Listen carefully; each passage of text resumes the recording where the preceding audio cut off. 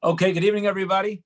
Let's get going over here. So we are up to the 11th chapter of the Sefer Bilvavi Mishkan Evneh, which we are going through to build our personal relationship with HaKadosh Baruch Hu. And last week we ended off by discussing that really the foundation that each of us must start with to build and understand our personal relationship with HaKadosh Baruch Hu is that kirvas alekim litayv, to notice and to realize and to know every 15 minutes that my relationship with HaKadosh Baruch Hu ultimately is what I should be focusing on and is what's good for my own personal growth. How to connect to HaKadosh Baruch Hu, how we do that individually, we haven't even yet discussed. We haven't touched upon that yet. But the foundation of the building that each of us have is the same start and the same goal. Okay? We have the same foundation, which is we have to know and drive this into our hearts that the goal of everything is kirvas Hashem, is ways to come closer to Hashem, and that also is the goal of life. The closer I can feel to Hashem in this world, the closer I can get to Him in my long-term investments, in my long-term deposits, both in this world and in Olam Haba, in the next world as well. So today we begin by reiterating that idea and building off of that idea as well. Okay, so here we go. Says the Bilvavi, chapter 11.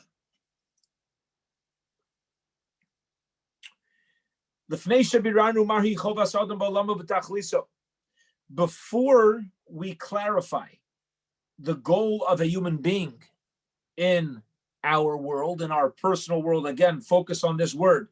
It doesn't say what's the goal in the world. The question is what's the goal in our personal world? Because as we know, the same way the Torah stands on three things, the same way the Olam, the world, stands on three things, Torah, Avoda, and Gemilas Chasadim, as the Mishnah tells us, so too every human being stands on three things. We need to have Torah, we need to have Avoda and Gemilas Chasadim, right? We can't sit there in our own corner and cracking a book. And when somebody comes for tzedakah or asks for a favor, I'm busy learning, I'm not available, right? It's a nice thing to learn Torah, but if we're a one-legged world, a one-legged chair can't stand. It's not going to last. We need to be rounded and well balanced in our Torah, in our study of Torah, the avoda, the relationship with HaKadosh Baruch Hu, and the Gemilas Chasadim, and that world's going to look unique and different for each and every one of us. So just notice this world. What is the purpose in His world, in my world? What is it? What is our personal purpose? Hakdamnu v'kasavnu. So we already mentioned the idea that alav lizkar is tachlis l'orach kol yom.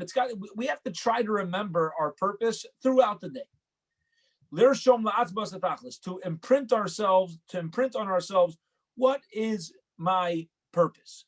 Now I want to pause here for a moment and mention something very interesting about a Mishnah in Pirkei Avos. There's a Mishnah in Pirkei Avos that states that a person who forgets words of Torah is chayav benafsho. They're obligated for their spirit.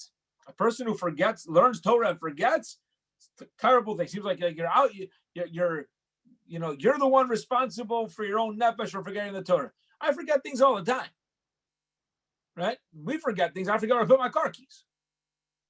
So why am I held accountable if I don't have a photographic memory or memorize every last thing? There's some people, they remember everything that happened in their lives since they're 2, 3, 4, 5. I could barely remember what happened yesterday. Okay?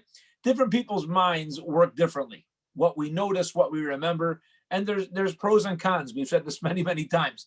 There's a lot of pros to memorizing things, but there's a lot of cons to being a little too good in your memory. It's very nice to be able to forget certain things. And it's actually a positive quality. It's not the worst thing to forget.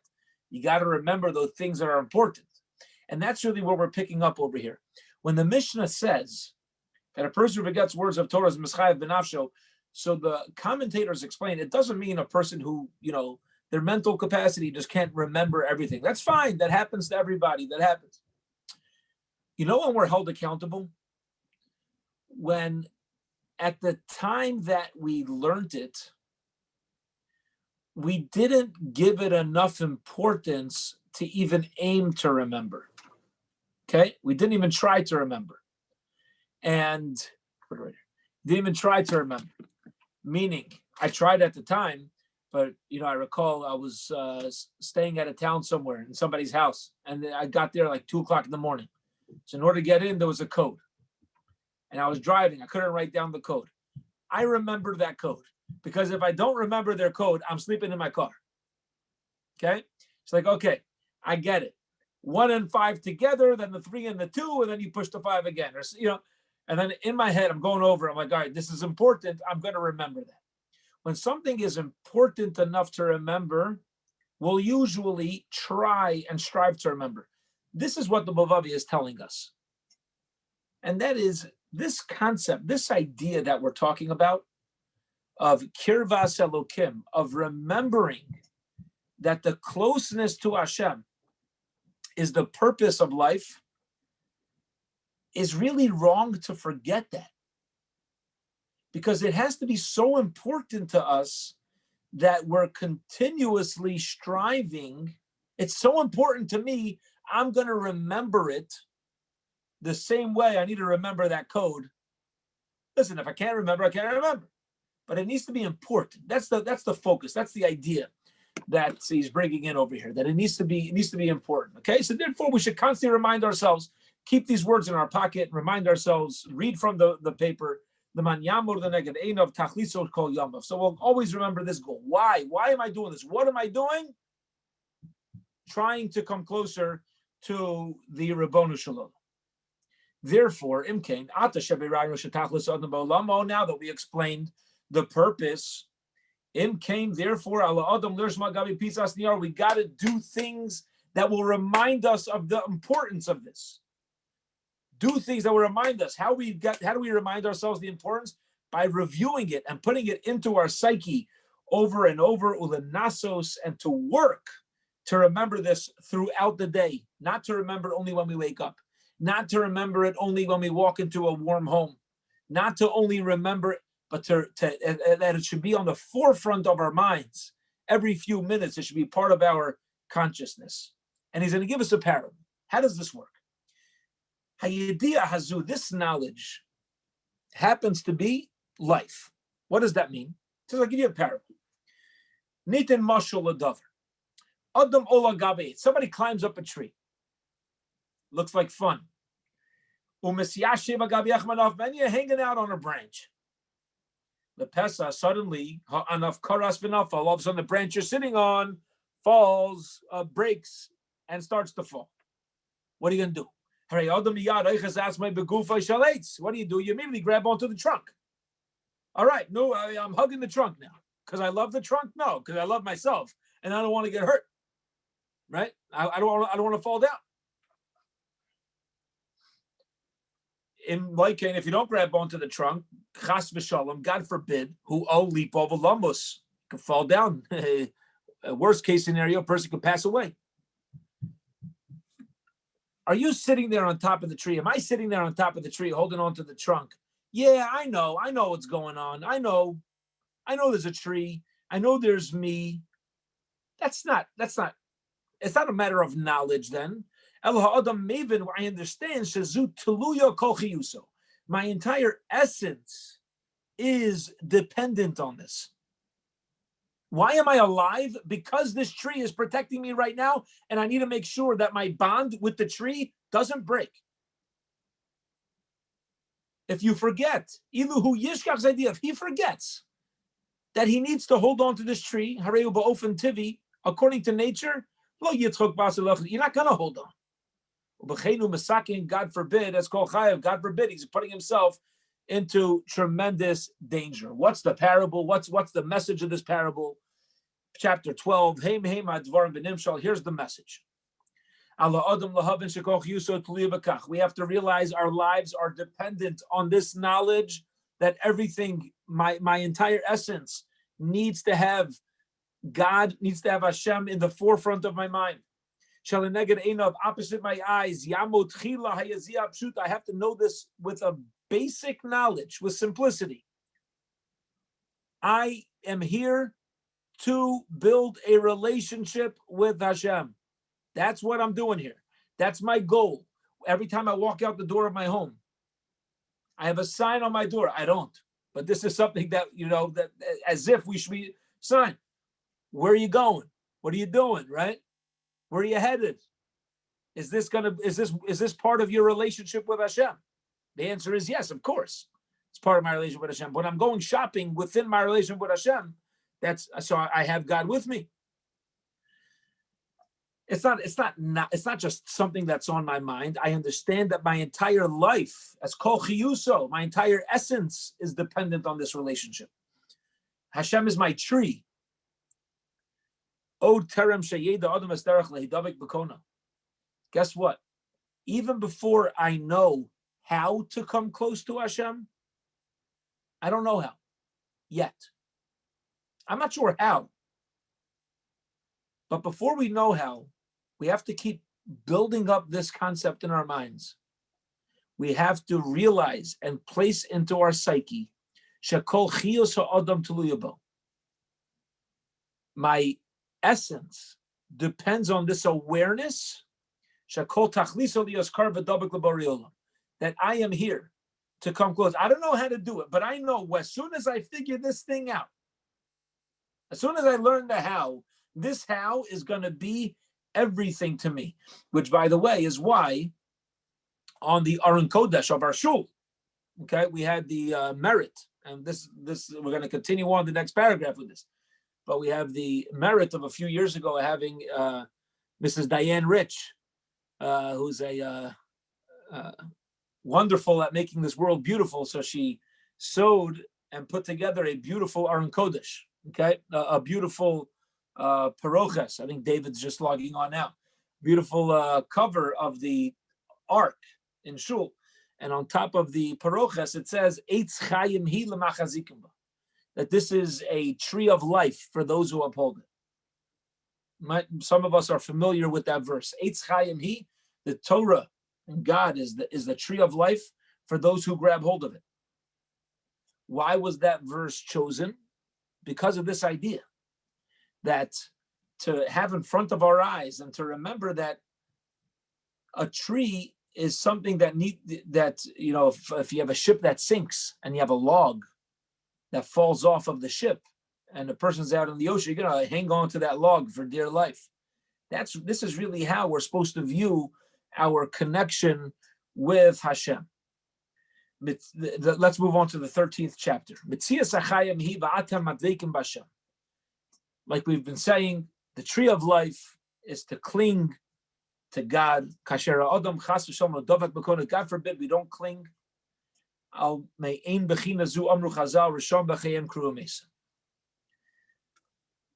Let's talk for a minute.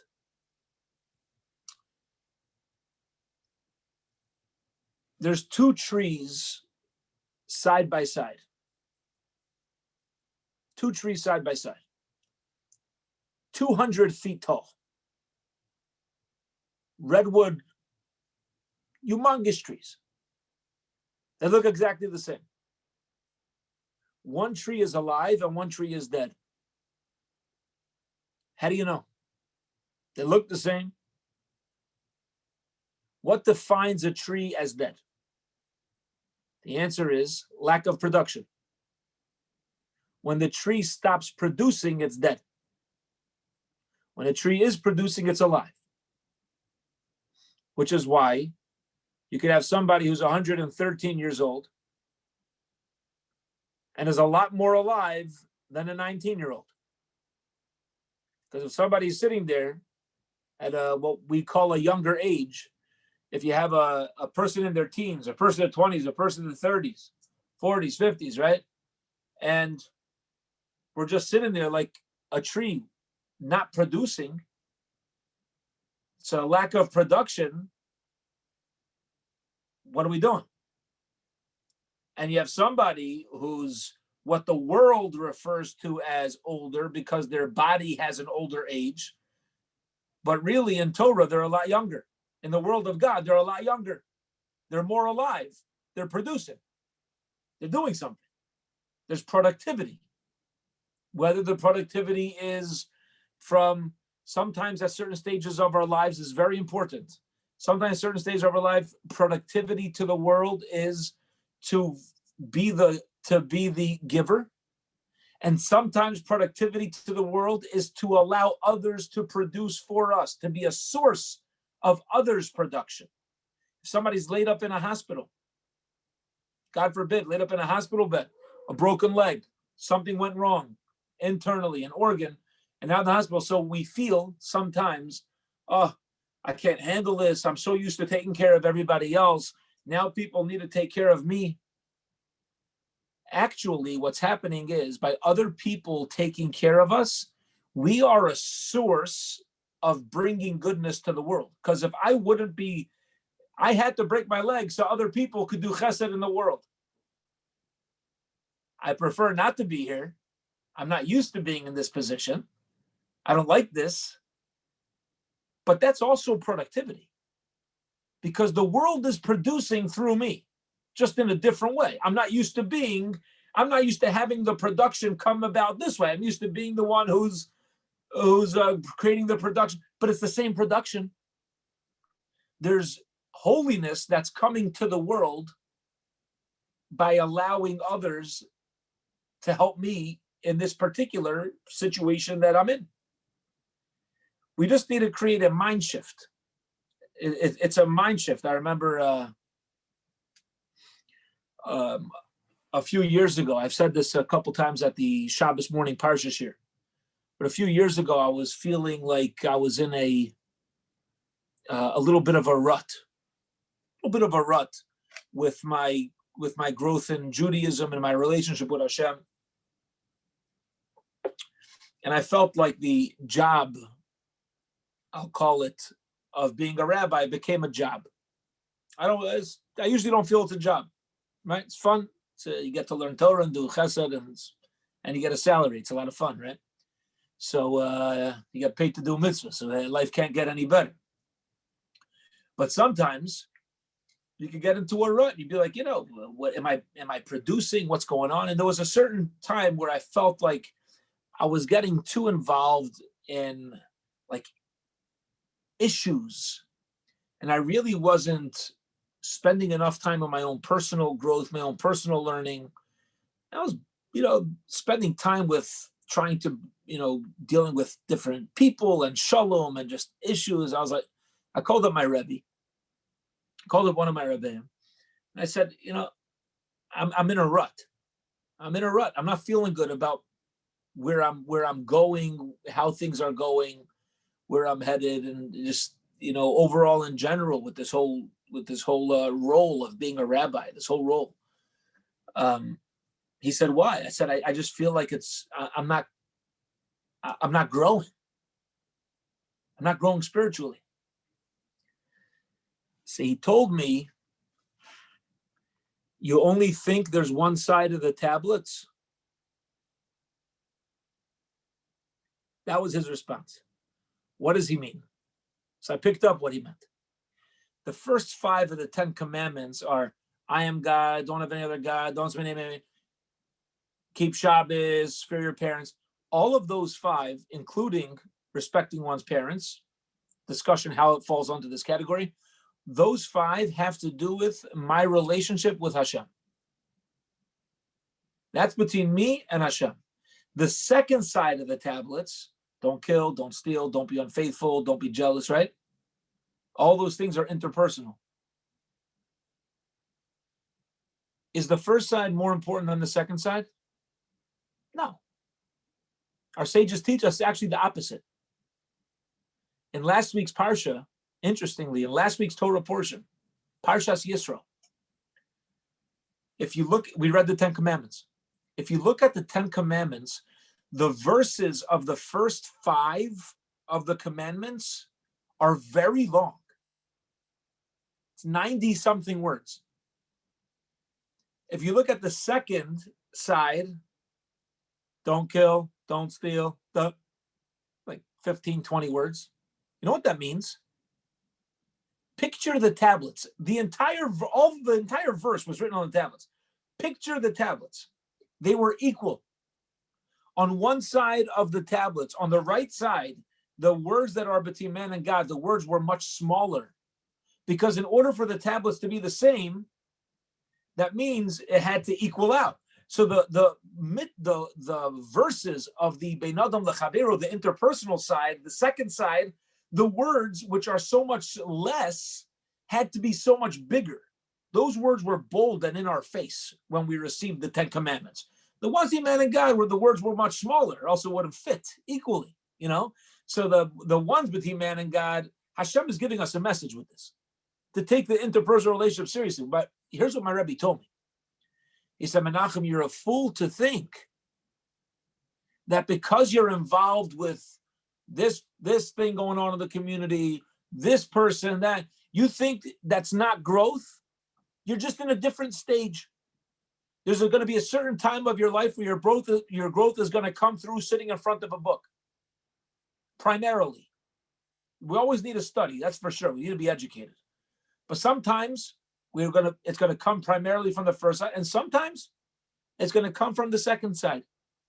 And it's during those times where we have to work on our character traits, to remain patient, to remain firm, to keep working at something, even though it seems like, when's this going to end? Like, I can't yet. That struggle of having to deal with people or situations we don't want to deal with, that is also spirituality. That's also connecting to Hashem. We can't separate the two. And it just put a whole new perspective for me. It changed my viewpoint on, I thought that these things were pulling me away from coming closer to Hashem. I can't learn as much. I'm not spending as much time preparing. I'm not classes and but his message to me was, no, that's an incorrect viewpoint. That's incorrect. Ruchnius, when I have to deal with a family member who's getting on my nerves, a situation that is not easy to keep shalom, do whatever it may be, and I either keep my mouth shut, I don't say hurtful words that I wanted to say, that is me connecting with Hashem. That's something which is godly. Okay, back to this idea that we're focusing on. So these words of clinging, Eitz Chaim Hila Machazika, but clinging to the words of Torah and realizing it's our life, really applies to every instance that we are put into, to hold on to it as if our lives depend on it. And how do we get onto this discussion? How do we get onto this topic? Because we were mentioning the difference between two trees that look alike. One's alive and one's dead, because one's producing and one's not producing. We have to remind ourselves what productivity is. Sometimes we're producing and we don't even know. We feel like I'm not producing. People are helping me. People are taking care of me. I'm involved in them. If the world is becoming better, holier, because I need to be helped now, I'm bringing good to the world. That is also productivity. It's also productivity. And actually, we also get reward. We also get schar for allowing that to happen as well. Okay, one more paragraph for today. Here we go.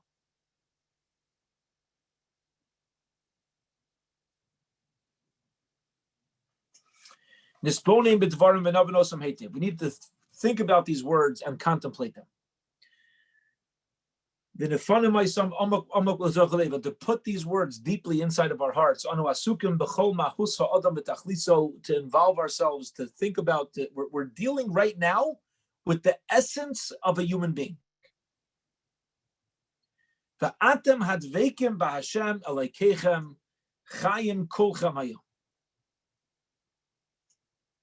You will cling to Hashem, and now you are alive today. When we are clinging, then it's Chayim Kuchim, we're alive the whole day. The moments that we're not clinging to Hashem and we're not producing, that's not called alive. It's not called alive. It's when we're connected to our source. When we're producing, for me, closest to Hashem is good. Everything that humanity and society tells us is good, it is absolute foolishness and worthless. Let's take these words inside of us. There's really no other truth besides for Kirvas Hashem and Dveikus B'Hashem. There's no other truth. There's a whole thing going on now with Bitcoin. Okay? These Bitcoins are worth close to $50,000 each Bitcoin. Okay? Skyrocketed recently. What's going on with the Bitcoin? So I talked to, I'm not so in on what's going on, but I'm aware of what's happening. It's very interesting. And I was having a conversation the other day with somebody who deals with investments. He says, the whole thing's just a scam. It's a scam. Some random guy in China started this thing. It didn't mean anything in 2008 or 2009. And now all of a sudden. So I said to him, all right, you know investments. I don't. But let me ask you, what's not a scam?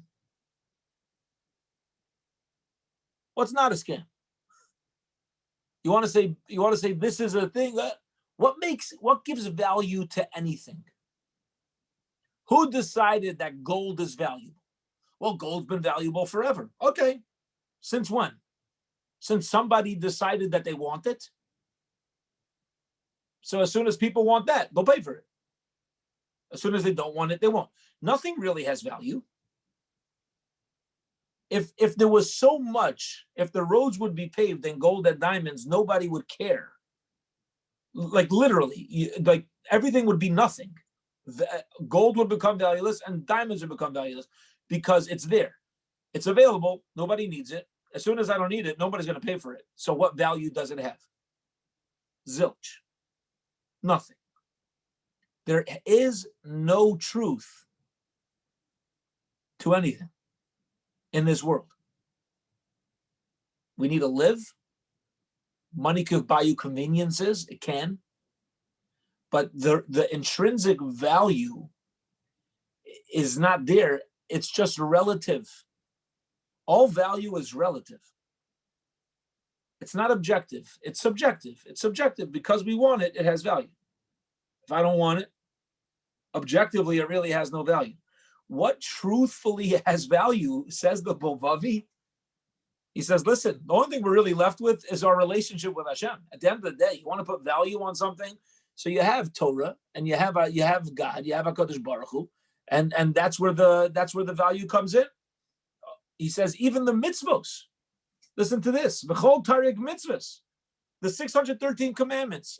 Is that the goal? No. What's the goal of the 630 commandments? Derech lahagia l'tach lezu. Even things that have value, such as a mitzvah, has a greater purpose as well. What's the mitzvah? It's a means for me, by me performing a mitzvah, it's a means for me to reach this goal. That's what a mitzvah is as well, to bring me closer to this truth, to bring me closer to Hashem. He's reiterating, we're going to have to find a path, how to get there. We're going to have to find a method, how we're going to take this to heart and what we're going to do. But let's keep focusing on gaining clarity and the importance of this. Everything that we have, all of our actions, whether it's physical actions or spiritual actions, what are they meant for? They are vessels, to cling to Hashem. And now he's going to start bringing us on the actual path.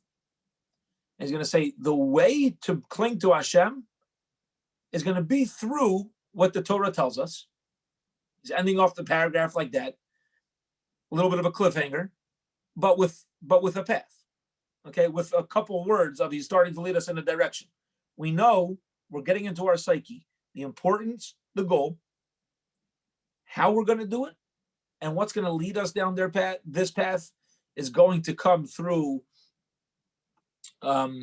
understanding and internalizing the messages of the Torah. Okay, educating ourselves through Torah. It ends with the paragraph ends with this idea, but we'll pick up from the next paragraph next week, God willing. To end off on this point, there's a very, very interesting medrash. Okay, the medrash says like this. The medrash states that Yaakov and Esav, Jacob and Esau, I think that's how they say his name. Yaakov and Esau, these twins, right? You have the twins of Isaac and Rebecca. They have twins. There's a medrash that tells us that inside the womb, they made a deal.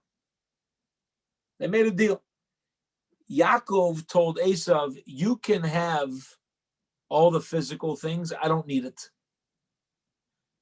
But I get all the spiritual things. I want to get Olam Haba. You have the tendency, you're going to make your decisions to focus on this world and have all, whatever you want to store up and take whatever you want. Gesund beheit, you can have it. You take the Olam Hazeh, I take the Olam Haba. That's the Medrash told us. They made they shook on it, so to speak. Yeah, they made an agreement. So listen to what happens. The Torah tells us, yeah, they're now in their 80s, and Yaakov is returning with his family after being with his father-in-law Laban's home, Laban's home, right? And the Torah portion of Vayishlach starts out. Yaakov sends messengers to Esav, his brother. All these gifts, hundreds and hundreds of animals to try to calm him down. To hopefully Esav won't start a war with him. They finally meet up. The first thing that Esav says to Yaakov is chapter 23, verse 8. Parak Lamed Gimel Pasuk Chasam Bereshis. Parsha Vayishlach says the pasuk. Vayomer, Esav says to Yaakov, Mi lecha hamachane hazeh. Who is this camp to you? Asher pagashti, that I'm encountering. Vayomer, and Yaakov responds, Limtzo chen be'inei Adoni, to gain favor in my master's eyes. Okay, that's the conversation. Now, if you just read the Art Scroll translation, it seems pretty straight up. Esav's like, hey, Yaakov, who are all these people? What's going on? They're my nephews and nieces and my sister-in-laws. Tell me their names. Never met them before. I'd love to get to know them. That's what it seems. And Yaakov says, yeah, it's, everything I sent you and all these animals that I have, I just want to get along with you. But the Mefarshim tell us otherwise. Listen to how the Mefarshim explain the verse. Esav meets Yaakov. Yaakov just sent him hundreds and hundreds of animals for his diplomatic relations. Yeah, he's trying to avoid a battle. He meets Esav. He bows down to Esav. Esav says to him, Vayomer, mi lecha kol hamachane hazeh. What right do you have to have thousands of animals, 4 wives, 12 children, money beyond anything you can imagine? He had thousands of goats. He had all these things that he had earned up at his father-in-law's home. We had a deal. Mi lecha hamachane hazeh. What are you doing with all these physical things?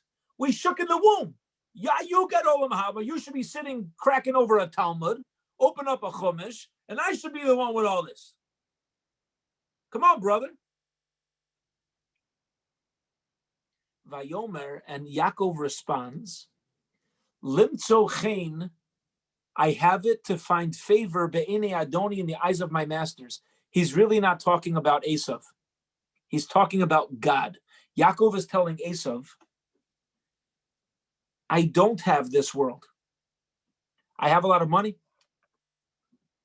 I'm blessed with a family. I'm blessed with a lot of things. But I use it to find favor in the eyes of my master. And therefore, I am holding up to my end of the deal. If Hashem decides, if my master, if God decides that this is what I should have to come close to him. So everything that you see in your physical eyes is really incorrect. This is spirituality. Me having all this is spirituality. This is not physicality. Meaning, there's nothing wrong. We know that in Yiddishkeit, in Judaism, we don't frown upon physical things. If Hashem sends me something, it's to use appropriately. It's to use properly. That's it. It's not physical anymore. It's a tool to bring me closer to Hashem. You, Esav, still have your stuff. You're choosing to keep it in this world and to use it for your own purpose. Fine. I can't do that. But if Hashem gives me something because I need it to come closer to him, you can't have a claim against me for having it. Because it must be, this is what I need to come closer. And that's what we're saying at the end of this paragraph 14. When we say that everything that exists, both in physical and spiritual, even the physical things are really meant to be changed and utilized in a spiritual way. And we'll hold the class part of it here for now. We'll open up if anybody has a chat or a conversation to that they'd like to add something to, a question, please feel free to ask. Otherwise, we will just end the session in a few moments. If anybody wants to unmute themselves, you may.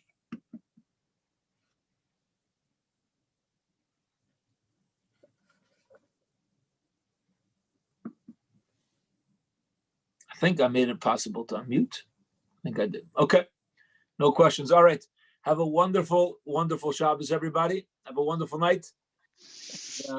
Hope to see everybody soon in Mirza Hashem. All the best. Thank you very much. Pleasure. Great job. Have a good job. Thanks, Rabbi Tendler. Bye-bye.